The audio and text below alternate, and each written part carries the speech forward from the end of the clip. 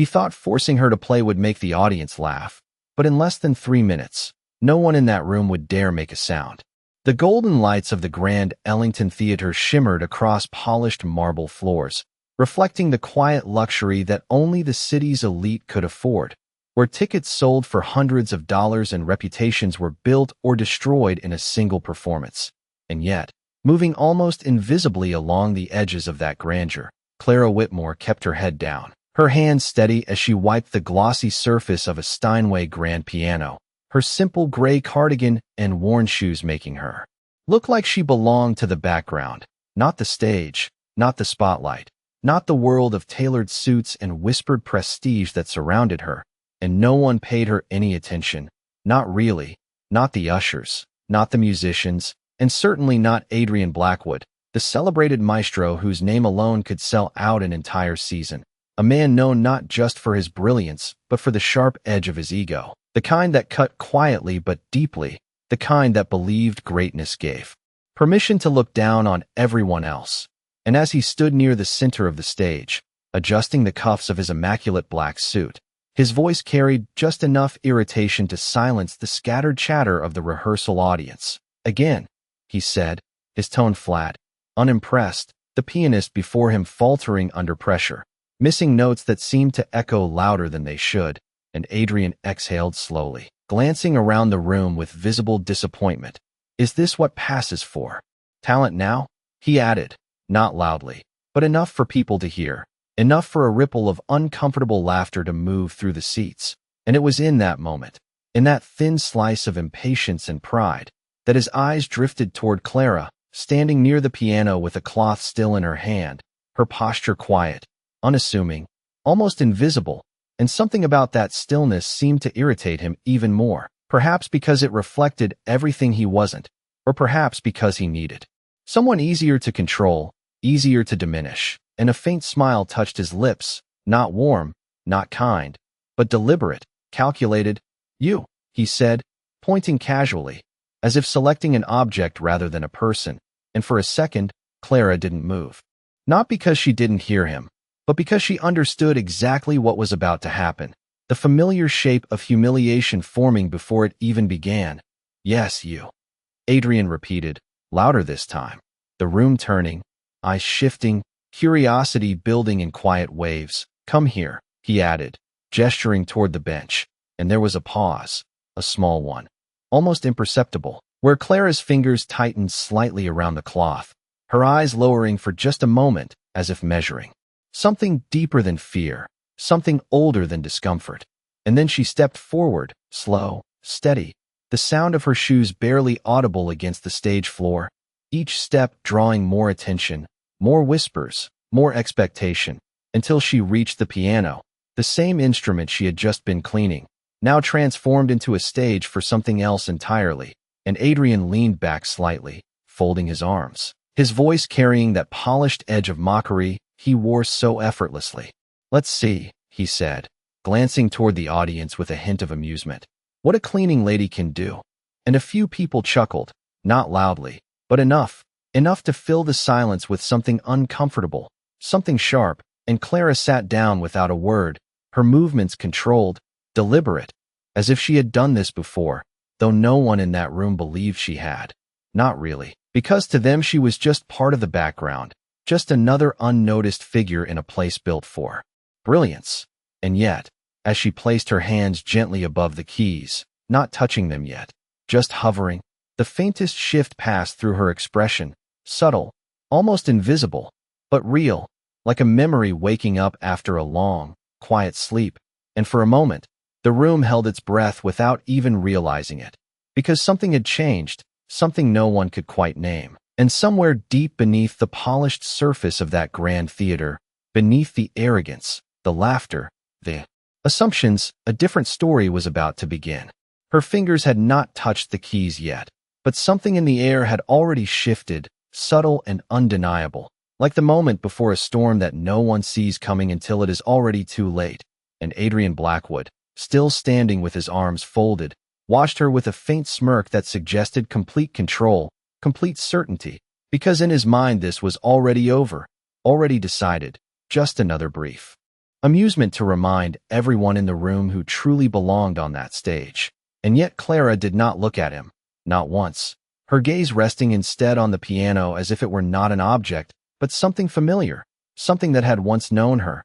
And the silence stretched just a second too long, enough for a few people in the audience to shift in their seats, enough for a quiet whisper to pass from one row to another.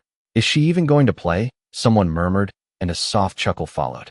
Thin and uncertain, because anticipation had begun to replace amusement, and Clara finally lowered her hands, her fingers brushing the keys with a lightness that felt almost hesitant, almost fragile, as if testing whether the instrument would respond.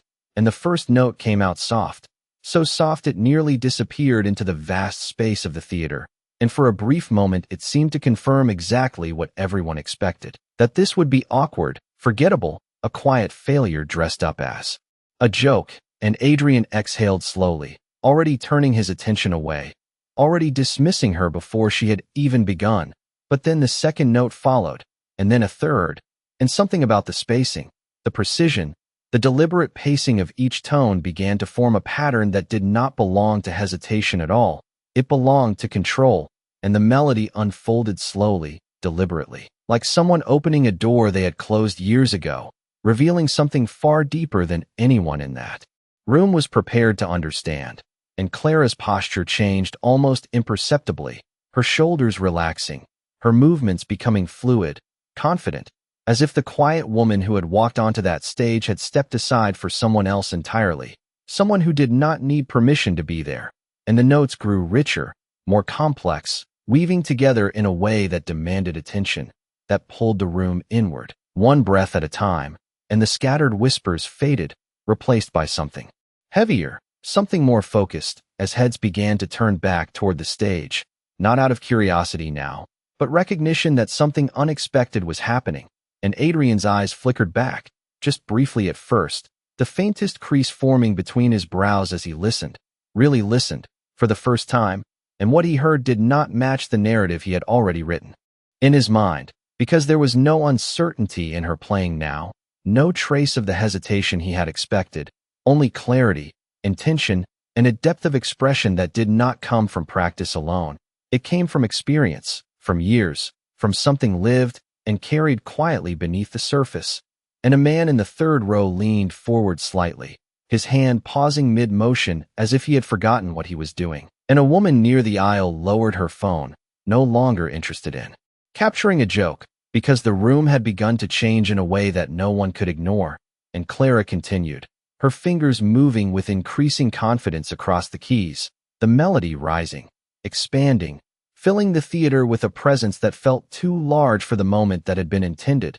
And for the first time since she had sat down, there was no trace of the cleaning cloth, no trace of the woman they had dismissed, only the sound, only the music, and somewhere deep in the back of the room, someone whispered, not with laughter this time, but with something closer to disbelief, "Wait, that is not beginner playing."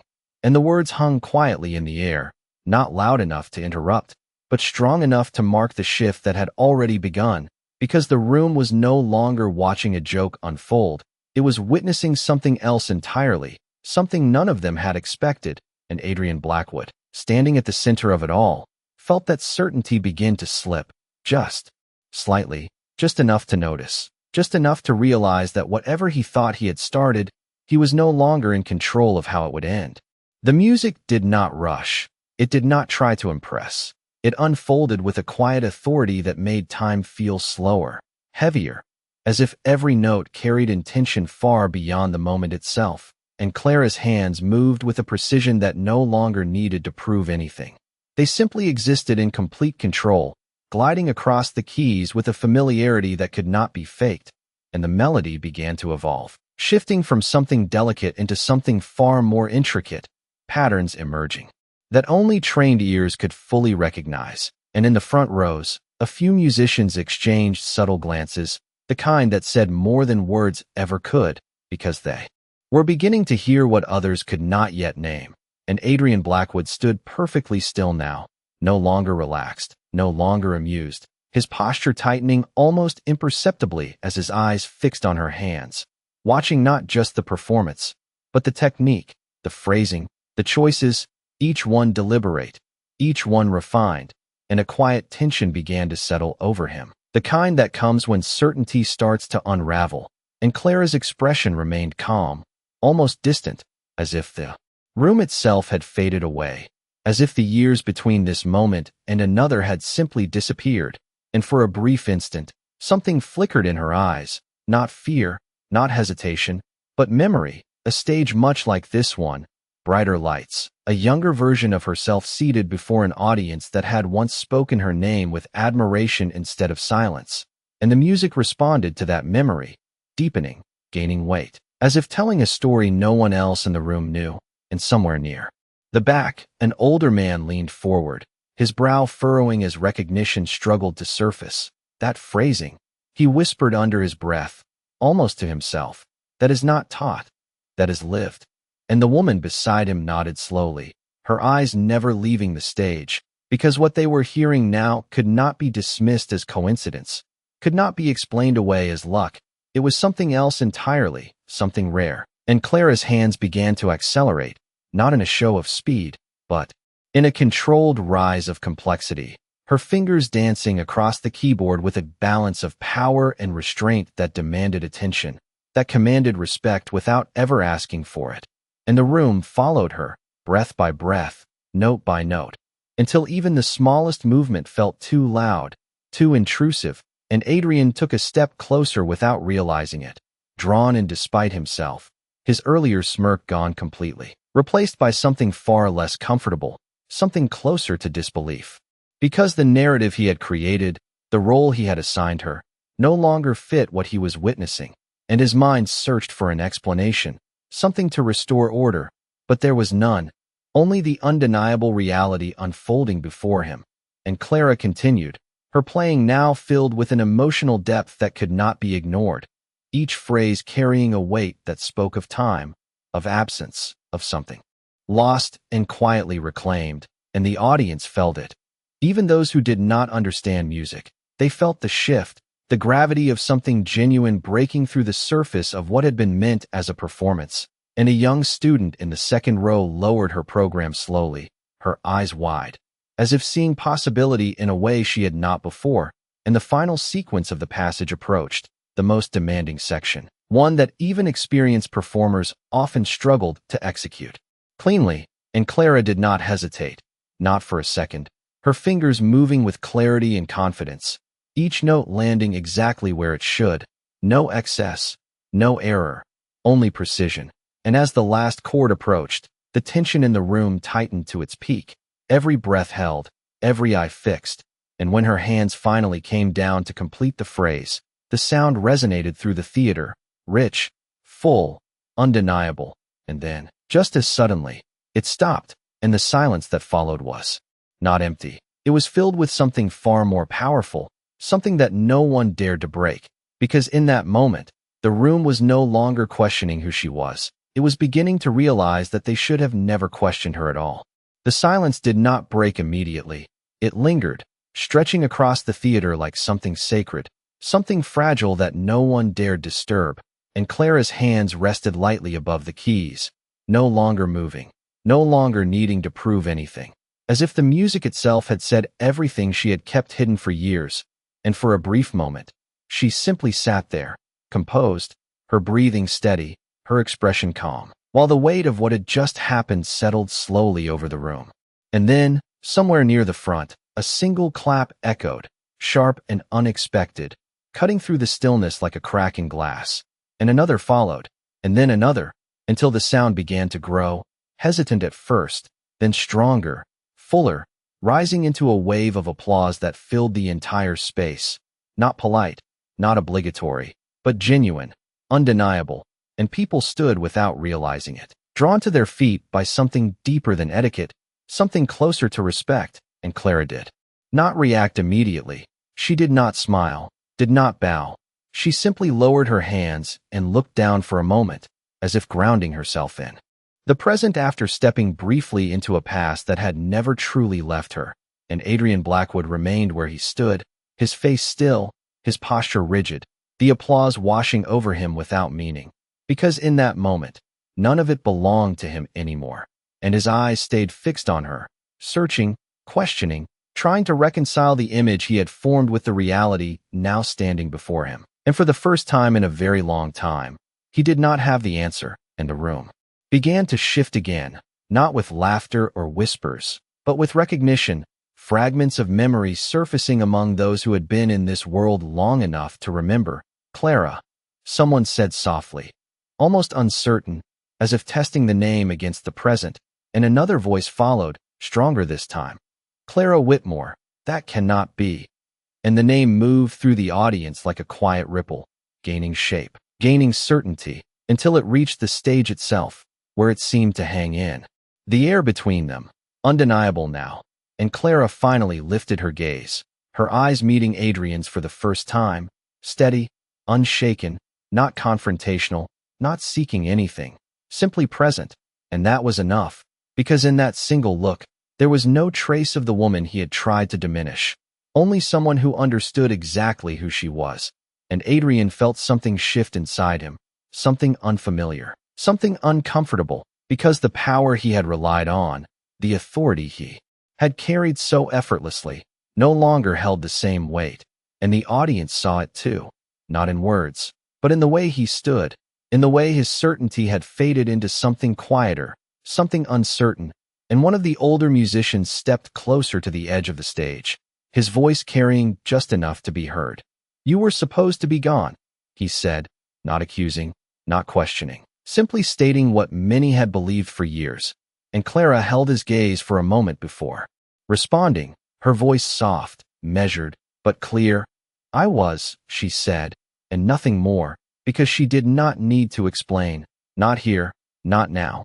And the simplicity of that answer carried more weight than any story could, and Adrian finally took a step forward, the movement small but deliberate, as if crossing an invisible line that had existed only in his mind. And when he spoke, his voice lacked the sharp edge it once had, replaced instead by something far more restrained. "Why did you stop?" he asked, the question leaving him before he could reconsider it. And Clara looked at him for a moment, not with resentment, not with triumph, but with a quiet understanding that seemed to reach beyond the moment itself, and she answered simply. "I did not stop," she said, her voice steady. "I just stopped playing for rooms that could not hear me."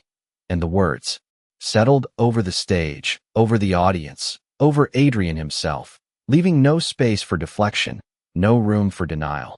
Only the truth of what had just unfolded, and for the first time that evening, no one laughed, no one whispered, because respect had already taken its place, and it was not going anywhere.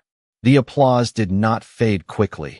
It lingered, rising and falling in waves as if the audience was unwilling to let the moment end, unwilling to return to the version of reality they had believed in just minutes before.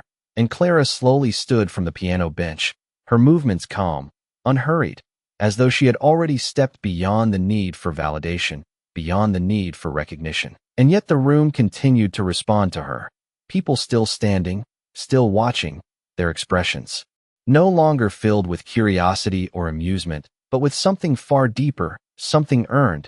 And Adrian Blackwood remained just a few feet away, his presence no longer dominating the space as it once had, but existing within it, equal now, perhaps even smaller in the shadow of what had just unfolded. And for a moment he said nothing, his gaze fixed on her with a complexity he could not easily conceal, because the confidence that had once defined him had been replaced by something quieter, something more reflective. And he finally spoke, his voice measured, stripped of its earlier arrogance. "I misjudged you," he said, the words simple, but heavy, carrying more weight than any apology he had ever given.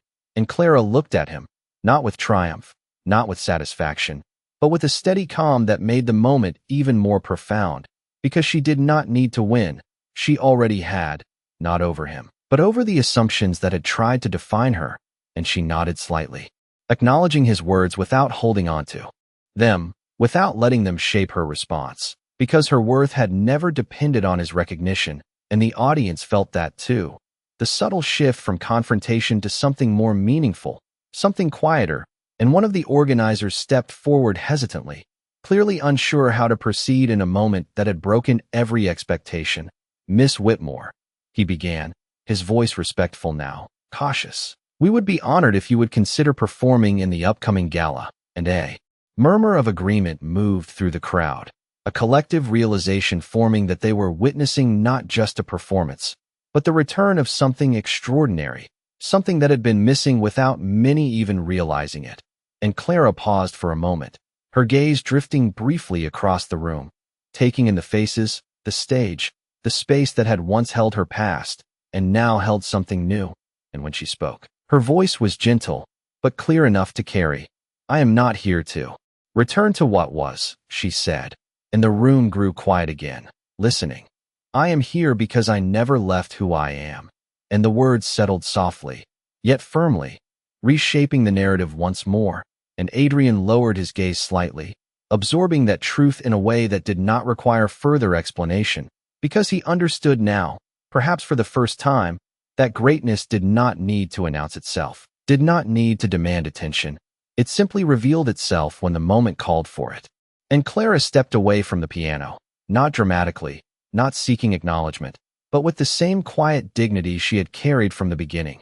And as she moved toward the edge of the stage, the applause rose again, stronger this time, not because she needed it, but because the audience did, because they needed to express what they had just learned, what they had just felt, and no one laughed anymore, no one whispered, because the room had changed. And as Clara disappeared beyond the curtain, leaving behind the echo of what she had shown them, Adrian remained standing in silence, the weight of the moment settling fully around him. And for once, he did not try to fill it, because some lessons did not need words, and some truth spoke loudest when the room finally chose to listen.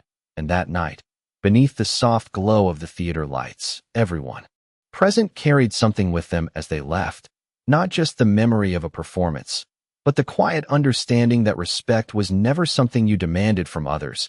It was something you learned to give before it was ever returned. The hallway beyond the stage was quieter, dimmer, the polished echoes of applause fading into a distant murmur as Clara Whitmore stepped away from the spotlight without looking back, her footsteps soft against the narrow corridor that only performers and staff ever saw, a place where the illusion of grandeur dissolved into something far more ordinary. And yet for her, there was no sense of loss, no lingering attachment to what she had just left behind, only a steady calm, as if she had simply completed something that had been waiting for the right moment to unfold. And behind her, the energy of the theater continued to shift, conversations rising in hushed tones, names being repeated, memories resurfacing among those who had once followed her career, those who had once spoken of her as something rare, something unforgettable, and now struggled to reconcile that past with the quiet figure who had just walked out of their expectations. And on the stage, Adrian Blackwood remained alone, for a moment longer than necessary, the weight of the silence pressing in now that the applause had moved on without him. And he glanced at the piano, the same instrument that had always responded to his command, now holding the echo of something that had not belonged to him at all. And he exhaled slowly, a subtle shift in posture revealing the absence of the certainty he had carried so effortlessly before. And as the audience began to settle, still murmuring, still processing, he stepped forward once more, not to reclaim attention, but to acknowledge something that could no longer be ignored. "There are moments," he began, his voice quieter than before, yet clear, "when we are reminded that true mastery does not need introduction." And the room listened, not because of his authority, but because of the truth embedded in his words, and he paused briefly, choosing his next sentence with care. "And tonight, we were given one of those moments." And that was all he said, because anything more would have felt unnecessary, and the audience responded with a subdued, respectful applause, not for him, but for what had just occurred. And in that shift, the balance had fully changed, and somewhere deeper within the building, Clara reached the exit that led to the quiet street beyond, the cool evening air meeting her as she stepped outside, the city lights stretching along the avenue in soft reflections, cars passing at a steady pace, life continuing as it always did, untouched by the transformation that had just taken place inside those walls. And she paused for a moment, not out of hesitation, but out of awareness, her gaze lifting briefly toward the skyline as if acknowledging the distance between who she had been, who she was, and who she had quietly become. and there was no regret in her expression, no longing. Only a quiet acceptance, because she had never truly left her gift behind. She had only chosen when and where it deserved to be heard. And back inside, conversations continued, names were exchanged, invitations discussed, opportunities imagined. But Clara was no longer there to hear them, no longer interested in the validation that came too late or from the wrong place. And as she began to walk down the sidewalk, blending once again into the rhythm of the city, no one passing by could have guessed what she had just done. No one could have recognized the presence of something extraordinary in the simplicity of her appearance. And that was exactly as she preferred it, because not every kind of greatness needs to be seen to exist. Not every voice needs a stage to be real. And behind her, the theater lights glowed softly against the night, holding within them the memory of a lesson that would linger far longer than any performance. A lesson not about music, not about fame, but about the quiet power of dignity, and how easily it is overlooked, until it is impossible to ignore. And as Clara disappeared into the flow of the evening, the city carried on, unaware that somewhere within it walked a woman who had just reminded an entire room what true brilliance sounds like when it no longer seeks approval. And in that quiet departure, the story found its final note, not in applause, not in recognition, but in the simple truth that respect, once earned through humility, does not need to be announced to be remembered. Morning arrived without ceremony, the kind of quiet, ordinary start that gave no indication of the shift that had taken place the night before. And as the city moved through its usual rhythm of traffic lights, coffee shops, and early commuters, Clara Whitmore blended seamlessly into it once again, her simple gray cardigan replaced by the same modest coat she had worn for years, her steps unhurried as she walked along the sidewalk with the same quiet presence that had allowed her to exist unnoticed for so long. And inside the Grand Ellington Theater, however, the atmosphere was anything but ordinary, because word had already begun to spread, not through headlines or announcements, but through conversations, through calls, through the subtle but powerful network of people who recognized something rare when they saw it. And Adrian Blackwood stood alone in the rehearsal hall long before anyone else arrived, the grand piano sitting before him like a question he could not easily answer. And he ran his fingers lightly across the keys, not playing, just touching them, as if trying to understand what had changed, what he had missed. And the echoes of the previous night lingered in the space, not as sound, but as memory, pressing quietly against his thoughts. And for the first time in years, he did not begin his morning with confidence, but with reflection, because he could no longer ignore the truth that had revealed itself so clearly.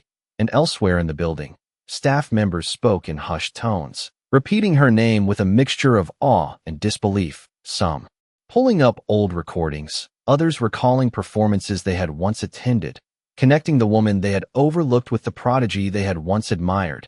And the realization carried a weight that could not be dismissed, because it was not just about her talent, it was about their blindness to it. And Clara, unaware of the conversations unfolding behind her, entered a small neighborhood grocery store a few blocks from her apartment, picking up a carton of milk and a loaf of bread with the same quiet routine she had followed for years, exchanging a polite nod with the cashier who had no idea that the woman standing before him had just left an entire theater in stunned silence. And that contrast, that separation between who she was and how the world perceived her, remained intact, not because it had to be, but because she allowed it to be. And back at the theater, Adrian finally sat down at the piano, his posture different now, less rigid, less performative, and when he played, the notes came slower, more deliberate, as if he were listening not just to the sound, but to something deeper beneath it, something he had overlooked in his pursuit of perfection. And the music did not fill the room the way it usually did. It lingered, questioned, searched, and for a moment, he stopped, his hands resting on the keys as he stared at the empty stage ahead, and a quiet realization settled over him. Not dramatic, not overwhelming, but steady, undeniable. That mastery was not about control, not about dominance, but about understanding. And that understanding could not exist without humility. And later that afternoon, a formal invitation was drafted, carefully worded, extending an offer for Clara Whitmore to headline the upcoming gala. The language respectful, almost cautious, as if aware that the opportunity was no longer theirs to give, but hers to accept or refuse. And when it was delivered to her small apartment building, slipped beneath her door with professional precision, Clara found it waiting when she returned home, and she picked it up without surprise, without urgency, reading it slowly, her expression unchanged, as if the words held no power over her decision, and she set it aside on the small table near her window, not rejecting it, not accepting it, simply placing it where it belonged, as one possibility among many. Because the stage she had stepped onto the night before had not defined her, it had only revealed her, and as the evening light filtered softly through the glass, casting quiet reflections across the room, Clara sat in silence for a moment, her hands resting in her lap, not on a piano, not in performance, but at peace.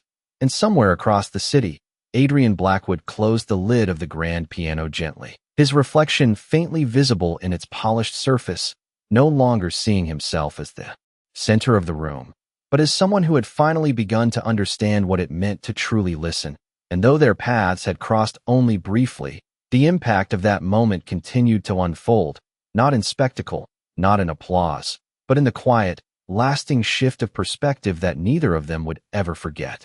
The envelope remained where Clara had left it, resting quietly on the small wooden table near her window as the late afternoon light shifted into evening, casting long shadows across the modest apartment that reflected her life with quiet honesty, nothing excessive, nothing designed to impress, just a space that belonged entirely to her, and she moved through it with the same calm presence she carried everywhere, preparing a simple meal, rinsing a cup, folding a piece of fabric with careful attention, each action deliberate, grounded, untouched by the urgency that the invitation might have stirred in someone else.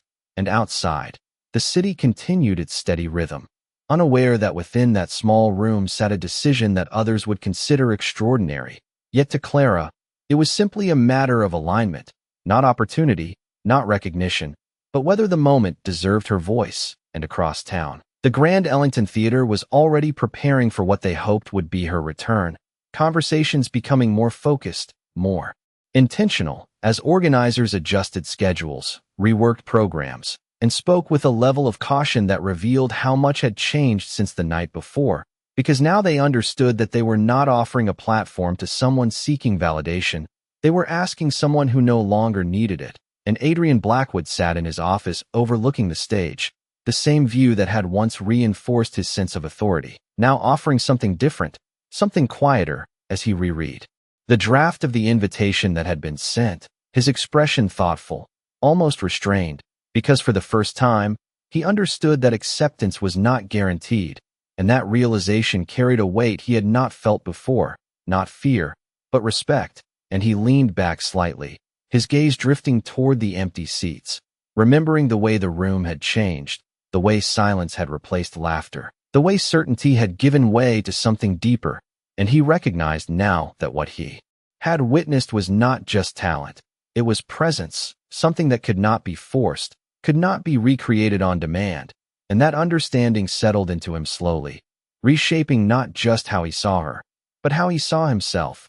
And back in her apartment, Clara finally picked up the envelope, not with hesitation, but with quiet intention, opening it carefully, her eyes moving across the words once more, taking in the language, the tone, the respect that had replaced the assumptions of the night before, and she set it down again after reading, her expression unchanged, because the decision was not found in the words, it was found within her, and she walked to the small, upright piano tucked into the corner of her living room, its surface worn from years of use, its presence far less grand than the one she had played on, yet no less meaningful, and she sat down, her hands resting gently on the keys, not performing, not proving, just playing, softly, a simple melody that filled the room with quiet warmth. And as the notes unfolded, there was no audience, no expectation, no judgment, only the sound itself, pure, unobserved, and in that moment,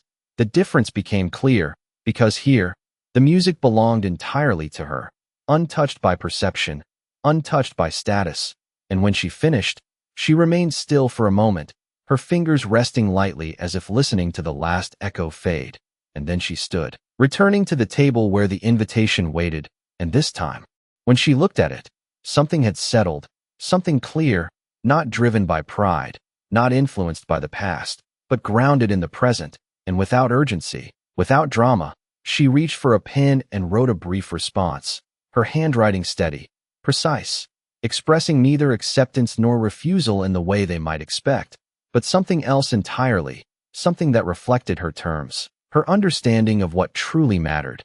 And when she placed the envelope aside once more, the decision had already been made, not in a way that demanded attention, but in a way that carried quiet certainty.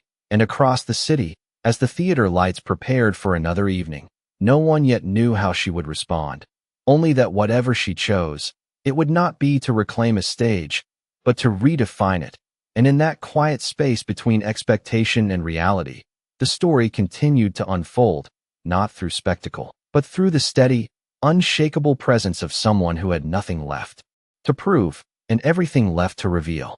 The response arrived without announcement, folded neatly within a simple envelope that carried none of the weight others had placed upon it. And when it reached the Grand Ellington Theater the following morning, it was handled with an unusual level of care, passed from one set of hands to another until it finally rested on Adrian Blackwood's desk, where he stood for a moment before opening it, not out of hesitation, but out of recognition that whatever it contained would not follow the expectations he had once taken for granted. And as he read the words, his expression did not shift dramatically. There was no visible shock, no outward reaction, only a slow, thoughtful stillness that settled over him, because the message was clear, concise, and entirely aligned with the woman he had come to understand. She would perform, but not as a headline, not as a spectacle, and not within the rigid structure they had prepared. Instead, she requested something simple, something almost understated, a single open performance, free to the public, no reserved seating, no hierarchy, no distinction between those who could afford to be there and those who could not. And for a moment, the weight of that request filled the room, because it challenged more than logistics. It challenged the very identity of the space they had built. And yet, Adrian did not question it. Not this time, because he understood now that what she offered was not just music, it was a perspective, one that could not exist within the boundaries they had created. And as preparations began, the theater transformed in ways it had never done before. Seats once reserved for donors were opened, barriers removed, ticketing replaced with simple entry. And when the evening arrived, the crowd that gathered reflected something entirely different, not just the polished elegance of the usual audience, but a blend of people from every part of the city, students, workers, families, individuals who had never set foot in such a place, all drawn by something they could not fully explain. And inside, the atmosphere carried a quiet anticipation, not driven by prestige, but by curiosity, by the sense that something meaningful was about to unfold. And Adrian stood at the side of the stage, not as the center of attention, but as a witness. His role changed in a way he no longer resisted. And when Clara Whitmore stepped onto the stage, there was no announcement, no introduction, just her presence, calm, steady, unadorned by expectation, and the room responded not with immediate applause, but with a silence that felt deeper than anything before, a silence chosen, not imposed. And she sat at the piano without ceremony, her hands resting lightly as she looked out across the audience, not to measure them, not to seek approval, but simply to acknowledge that they were there, all of them, equally present, equally part of the moment. And when she began to play, the music carried something different, not the weight of proving, not the echo of reclaiming, but the clarity of expression that needed no explanation. And the sound filled the theater in a way that felt both intimate and expansive, reaching every corner, touching every listener without distinction. And people who had never heard classical music before leaned forward, not because they understood its structure, but because they felt its sincerity. And those who had spent years studying it listened with a renewed sense of humility, recognizing something beyond technique, something that could not be taught. And Adrian watched from the side, his posture relaxed, his gaze steady, no longer searching for flaws, no longer measuring, only listening. And in that moment, the space itself seemed to shift, no longer defined by status or reputation, but by shared experience, by the quiet connection formed through sound alone. And when the final note faded, the silence returned, not empty, but full, holding the weight of what had been given. And then the applause rose, not in layers of expectation, but as a single, unified response, honest, unfiltered, and Clara stood slowly, offering no grand gesture, no acknowledgement beyond a simple nod, because the moment did not belong to her alone. It belonged to everyone who had chosen to listen.